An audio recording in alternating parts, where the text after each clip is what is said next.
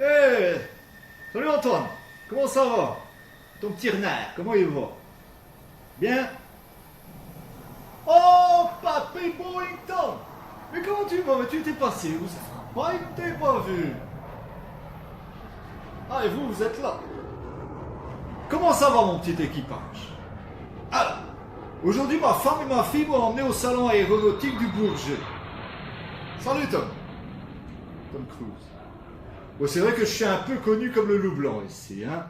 Bref, elles m'ont dit, tes petits chats mignons et sympathiques, d'accord, mais à la vitesse où tu vas, regarde, tu n'es qu'à la 10e escale, tu n'arriveras jamais à faire le tour du monde avec ton petit coucou.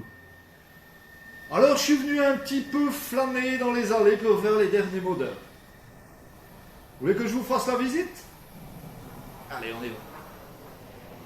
Alors ici vous avez le Tupolev 612, belle bécane, hein, volant sport, intérieur cuir, béquet arrière, vraiment une belle bécane. Ici vous avez le Eagle Ford, un bel appareil mais un peu bruyant, hein, comme son nom l'indique. Ici le Spitfire 500 qui a fait ses preuves et des merveilles sur le Dakar 87. Ici vous avez le Super Mirage 7000. Un avion furtif, concentré de la technologie française. Ici, vous avez le Douglas F3D qui fonctionne à l'électrique, avec direction assistée. Ici, vous avez le Boeing Super Hornet, idéal pour dunker. Ici, vous avez le Eurofighter. Le Eurofighter, oui, c'est ça, c'est le Eurofighter EF2000. Ah, il est un peu spécial celui-là, il se pilote à 26. Et enfin, vous avez mon chouchou. Ah oui, ça c'est mon chouchou, ça. Ça c'est le Concorde. Alors regardez bien le Concorde. Oui, une merveille. Vous savez que je l'ai déjà piloté? Oui. Oui, je l'ai déjà piloté, oui. C'était lors d'un vol expérimental entre Zaventem et Charleroi. Oui, oui, je l'ai déjà piloté. Allez, zou. Bon, à bien y regarder, moi je me dis qu'on est peut-être pas si mal dans notre vaisseau avec le petit chat mignon et sympathique. Tous ensemble, avec nos petits passagers clandestins. Moi je pense qu'on va rester dans notre vaisseau. Par contre, si toi aussi tu veux construire ces magnifiques avions, je t'enverrai un lien vers des tutoriels qui t'expliqueront comment faire tous ces avions assez simplement. Alors maintenant, il est temps de voir un petit peu ce que vous m'avez rendu pour le défi de Jojo. Vous avez été nombreux à me rendre des phrases, des morceaux de texte assez incroyables, hein, je dois dire. D'une part, sans la lettre E, d'autre part, avec uniquement la lettre E comme voyelle, et pas les autres voyelles.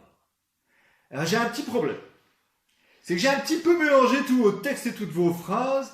Alors, ce que je vous propose, c'est que je remette un petit peu tout en ordre, on verra bien ce que ça donnera. Hein? Bon, je vais le faire au prompteur. Hein? Lundi matin, à la maison.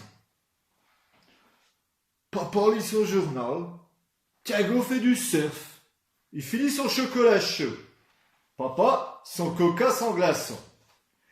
Nino doit partir dans l'autobus, allant au foot pour son tournoi. Mon chat Glut-Blut a disparu sous mon lit. Lundi matin, maman a fait du shopping. Nous allons au magasin aujourd'hui. Oh non, j'ai un gros bouton sur le front. Bon, d'accord. Ça fait plaisir. Pull, pantalon, short. Pour toi, voici un flacon du parfum Gucci. À la maison, maman lui dit bonjour. Puis, fait son loto dans son joli jardin. D'un coup, papa lit La nuit du poisson d'avril. Un lundi soir, dans l'avion. Commandant! Commandant! Qui a disparu dans le cockpit? Un animal sauta haut d'un grand trou. Oh non! Ratox, un rat tout noir, a mordu le professeur Glut-Blut qui faisait un film d'action, de kung-fu. Commandant Cristobal, sortit son fusil pour punir Ratox. Car, jadis, dans un pays lointain, vivait un humain sans foi ni loi, un vrai bandit. Il tuait, il brûlait, il cassait tout.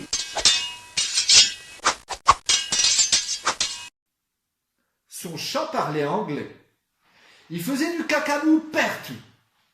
Aussitôt qu'il avait fini, un bout de marathon passait par là, par choix. Gare à toi, vilain chat. Un jour, tu iras dans ton cabanon sans ton ami. Tu ris, mais tu partiras sans ton doudou malin. Pour finir, tu dormiras sans moi. Vraiment incroyable cette histoire. Dites-moi, vous étiez concertés ensemble ou comment vous avez fait là? Bon, c'est pas tout, hein, j'en ai une deuxième, où cette fois vous avez utilisé uniquement la lettre E comme seule voyelle. Alors c'est parti. Le 7 septembre, près de Berck, c'est le western des BMW chez Mémé Céleste et Pépé Ernest.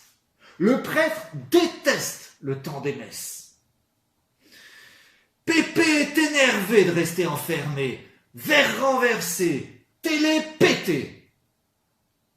Mémé Céleste est tellement énervée qu'elle jette ses clés vertes en grès. Elle les cherche, elle les reprend. Mémé prétend être belle. Elle se lève, elle se pèse. Flèche, c'est le bébé qu'élèvent Mémé et Pépé. Flèche prend le TGV vers les experts en terre. Le week-end, ses élèves recherchent des vers, les mettent en terre et tentent de pêcher. Hélène lève 7 chèvres. Les vers verts, elle les enlève, elle les jette. Flèche est en tête. Très gêné, le ver de terre se révèle énervé. Prenez exemple et restez chez Pépé et Mémé.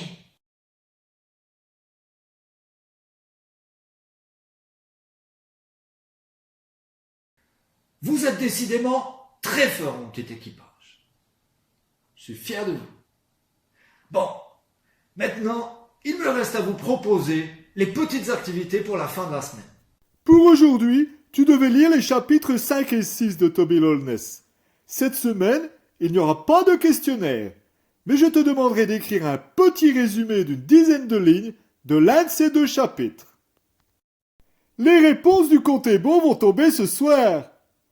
Je te donnerai également un lien qui te permettra d'apprendre à fabriquer de magnifiques avions en papier.